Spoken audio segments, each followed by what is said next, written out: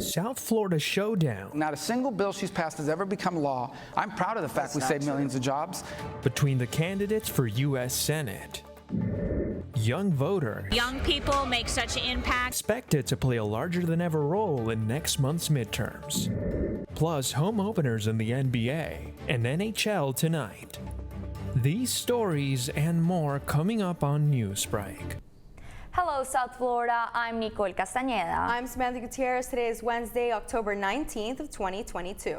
Live from the South Florida Media Network's Biscayne-based studios in North Miami, this is SFMN Newsbreak.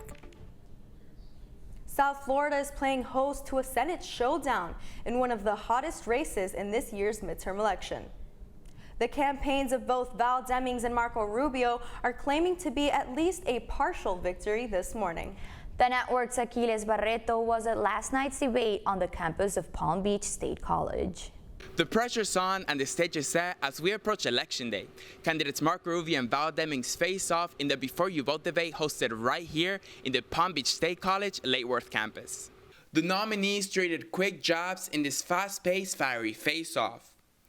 Rubio's experience on the debate stage came off screen as he leaned into his legislative achievements with a quick and assertive tone. Not a single bill she's passed has ever become law. I'm proud of the fact we saved millions of jobs. I'm proud of the fact we did it in a bipartisan way. While Demings' softer, more human approach cast his opponent as a standard politician who lies and cheats to win. I think there was a time when you did not lie in order to win.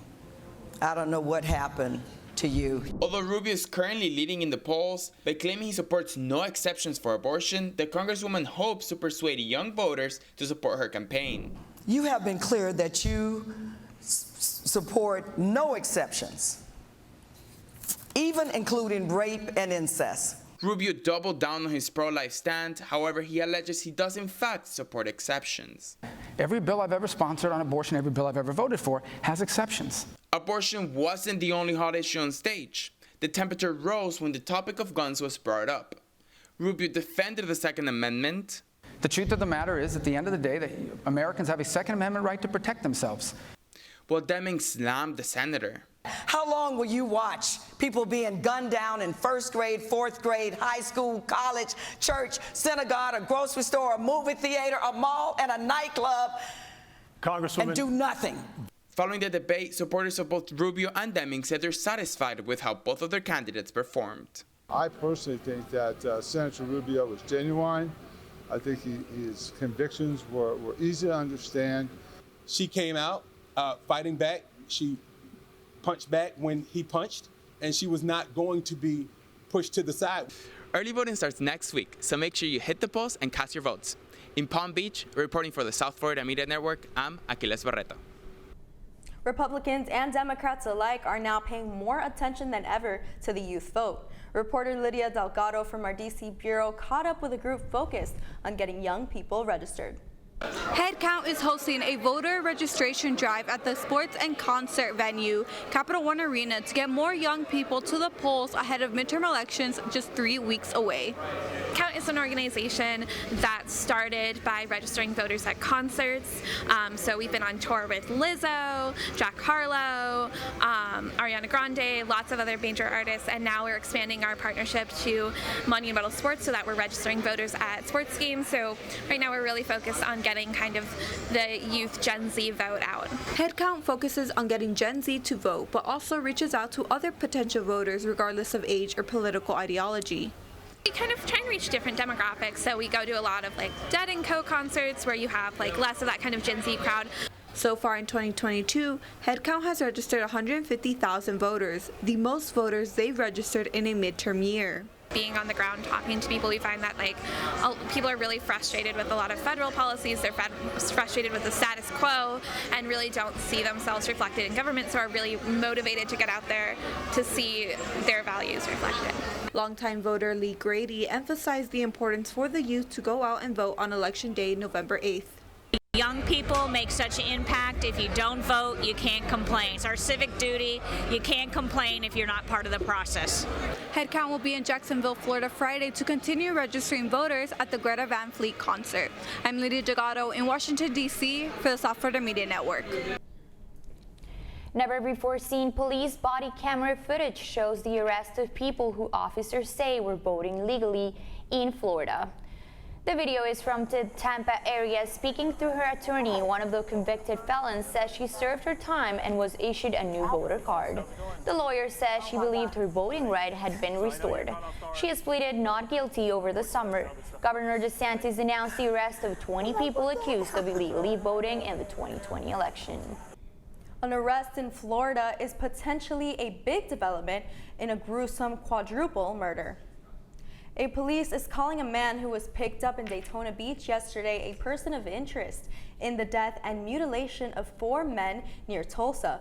So far, the 67-year-old Joe Kennedy's charges are unrelated to the crimes in Oklahoma. A devastating reality this morning for Florida's farmers after a preliminary analysis shows a loss of nearly $2 billion in assets to Hurricane Ian. The massive Category 4 storm struck near Fort Myers last month, and yesterday the University of Florida released an analysis which only begins to account for the total loss of crops, livestock, and farmer equipment across the state. This morning, the evidence of a fatal flight is no longer in the backyard of a Miramar home. Crews with a crane came in yesterday and lifted the small plane off the roof of the home near North Perry Airport. Family and friends are in mourning over the passing of the pilot instructor and students who were on board and died on Monday. Investigators believe the aircraft was leaking fuel before it went down. Excitement in South Florida sports with opening night for not one but 2 local teams. That's still ahead, and so is this story. Students have a chance to win up to $15,000. We've partnered with the PepsiCo Foundation. A government agency that thinks globally is acting locally here in South Florida, including doing some hiring. Newsbreak will be back in 2 minutes. Type 2 diabetes can have a big impact on your life. But how can it be prevented? Well, the first step is knowing if you have something called prediabetes. Take the 1-minute risk test today at doihaveprediabetes.org. I know kids worry about a lot of things. Getting enough food to eat shouldn't be one of them. Through a nationwide network of food banks, Feeding America serves virtually every community in the United States. See how you can help your community. Visit feedingamerica.org.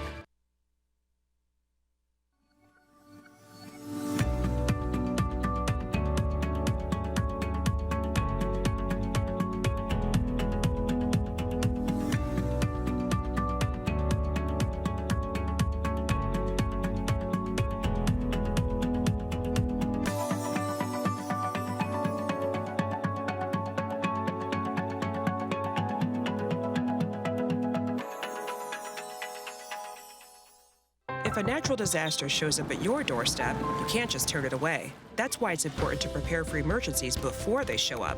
Go to ready.gov/plan to find the tools and tips you need. And make a plan today.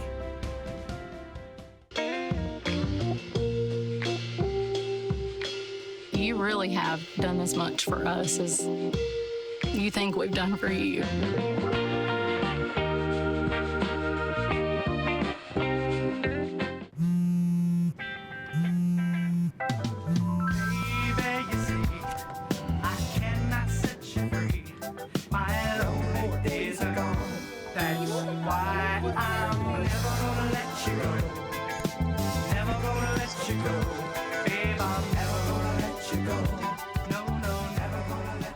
Here you go. Thank you. Thank you.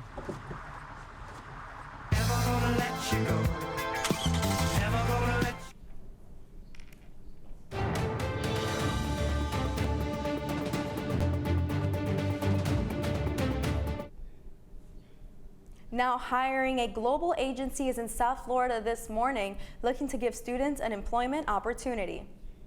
USAID is a federal government agency that leads in international development and global humanitarian assistance, and they're here at FIU to give Panthers work and internship opportunities. So today is the second day of the 3-day conference, and yesterday we actually introduced the audience, both students and faculty, to USAID, who we are, what we do, and our mission, inviting them to learn more about USAID and the life-changing work that we do. I have a panel that's talking about real talk, right? So what's the day-to-day? What are some of those myths that people think when they're trying to get into a job in the federal government so that they're not scared to take that step?